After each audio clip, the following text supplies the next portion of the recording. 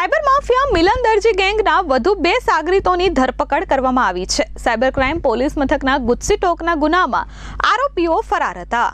સુરત શહેરના ચોકબજાર પોલીસે આંતરરાષ્ટ્રીય સાયબર ક્રાઇમ આચરતી અને દુબઈથી સંચાલિત થતી મિલન દરજી ગેંગના 2 સભ્યોને ઝડપી પાડ્યા છે। 200 કરોડના સાયબર ફ્રોડમાં આરોપીઓ લોન કન્સલ્ટન્સીના ધંધાની આડમાં મુખ્યત્વે બેંક એકાઉન્ટની કીટ સપ્લાય કરી ગેંગ માટે નાણાકીય જીવાદોરી બન્યા હતા। ગુજસી ટોક જેવા ગંભીર ગુના હેઠળ છેલ્લા 9 મહિનાથી આરોપીઓ નાસ્તા ફરતા હતા, જેને કતારગામ વિસ્તારમાંથી પોલીસે ઝડપી પાડ્યા છે। આરોપીઓ પાસેથી પોલીસે Paytm POS machine, laptop, wifi router, IP camera, SBI chequebook અને વિવિધ સ્ટેમ્પ અને આ સાથે પૈસા ગણવાનું મશીન પણ કબજે કર્યું છે। ધરપકડ કરાયેલ નિખિલ દિનેશ મકવાણા અને પ્રતિક દિનેશ મકવાણા બંને ભાઈઓ છે અને લોન કન્સલ્ટન્સીના નામે ગેરકાયદેસર પ્રવૃત્તિઓ ચલાવતા હતા।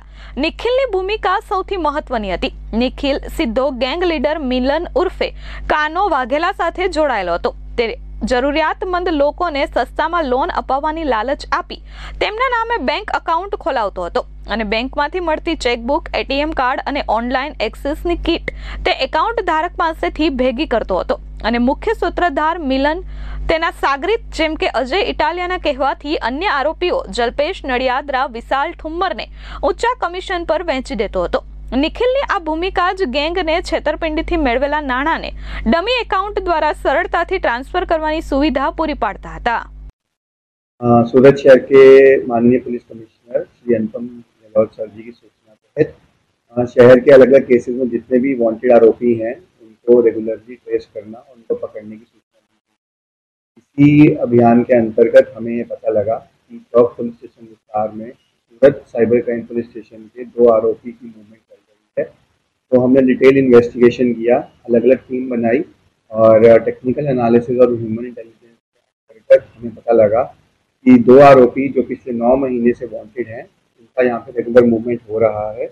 तो हमने उनको फिर डिटेन किया, एक टीम बनाई। उनको डिटेन करने के बाद हमें पता लगा कि इनकी कामगिरी इस तरह से है, ये जितने भी 2 आरोपी हैं तो ये जितने भी भोले लोग होते हैं, गरीब लोग होते हैं, उनके नाम का अलग अलग बैंक अकाउंट और फिर जो बैंक अकाउंट की किट्स जो होती हैं वो कमीशन बेसिस पे आगे डमी अकाउंट तरीके जो साइबर फ्रॉडस्टर्स होते हैं उनको प्रोवाइड करवाते हैं, जिससे कि यह होता है कि जितने भी साइबर क्राइम का पैसा है वो इन अकाउंट्स में ट्रांसफ़र हो जाता है और ट्रांसफ़र होने के बाद इनका अकाउंट का ट्रेस नहीं हो पाता और इन अकाउंट से विड्रॉ हो जाता है। 2 आरोपी जिनको हमने पकड़ा है उनके नाम, दोनों भाई हैं और पहले का नाम है निखिल भाई दिनेश भाई मकवाना, की उम्र है 26 साल और दूसरे का नाम है प्रतीक भाई दिनेश भाई मकवाना है 20 साल। ये जो दोनों भाई हैं ये लोन कंसल्टेंसी का काम करते हैं। ये सूरत में सिद्धि विनायक अपार्टमेंट उदयनगर के रहने वाले हैं उनका, लेकिन जो मूल वतन है वो गोंडल राजकोट का है।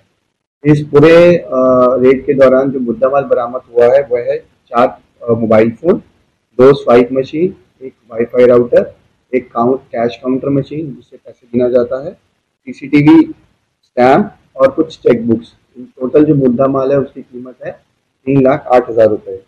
इन दोनों भाइयों के खिलाफ जो पास्ट FIR हो चुकी है उसमें से एक, जैसे मैंने पहले बताया कि सूरत के साइबर क्राइम पुलिस स्टेशन में गुजसी टॉक हुआ था जिसमें cheating, fraud, information technology act जैसे कि सेक्शन लगे थे।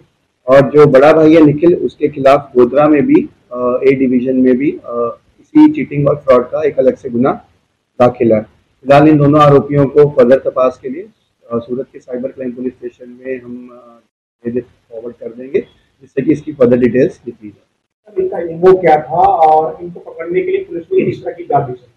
इनका हमें जैसे मैंने बताया यही रहता है कि ये अलग अलग नए अकाउंट्स बनाते हैं जिनका आइडेंटिटी ट्रेस करना बहुत मुश्किल होता है। जैसे कोई गरीब हो, कोई रूरल विस्तार से, पिछड़े इलाके से हो, उनके आईडीज ये लेते हैं और नए अकाउंट्स बनवाते हैं। जो नए अकाउंट बनवाने के बाद इनके पास जो किट आती है वो जो लार्जर ग्रुप साइबर क्राइम करते हैं उनको प्रोवाइड करवाते हैं कमीशन बेसिस पे। और फिर कमीशन बेसिस क्या होता है, जब उनको अकाउंट दे देते हैं उसके बाद ये जितना भी साइबर क्राइम का जो पैसा एकत्रित होता है वो बाइफरकेट हो जाता है छोटे छोटे अमाउंट्स में, इन अकाउंट्स में, और फिर इन अकाउंट से ATM या फिर किसी ऑनलाइन ट्रांजेक्शन के द्वारा ये ट्रांसफर किए जाते हैं, जिससे इनका ट्रेस करना मुश्किल हो जाता है। कितने इन्होंने और कितने कमीशन? अभी फिलहाल इसका डिटेल तपास चल रहा है क्योंकि ये बहुत ही कॉम्प्लेक्स स्ट्रक्चर होता है। तो जितने टोटल अकाउंट्स खोले हैं इनके सिस्टम्स में जो हमें डिवाइसेस आए हैं उसका डिटेल टेक्निकल एनालिसिस करना पड़ेगा। कुछ डिवाइसेस एफएसएल भी भेजे जाएंगे, उससे हमें एग्जैक्ट नंबर पता लगेगा जो आपको आने वाले टाइम में हम प्रोवाइड करवा देंगे। ब्यूरो रिपोर्ट S24 न्यूज सूरत।